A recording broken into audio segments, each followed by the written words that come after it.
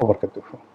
সম্মানিত দর্শক, নির্বাচনের যে খেলা একেবারে জমে ক্ষীর হয়ে গেছে।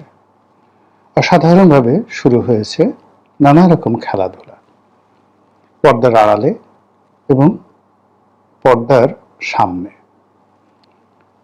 দিনের আলোতে এবং রাতের আলোতে। খেলা শুরু হচ্ছে দেশের প্রত্যন্ত অঞ্চলে, যেখানে প্রার্থীরা নির্বাচনের জন্য ঘোরাফেরা করছে।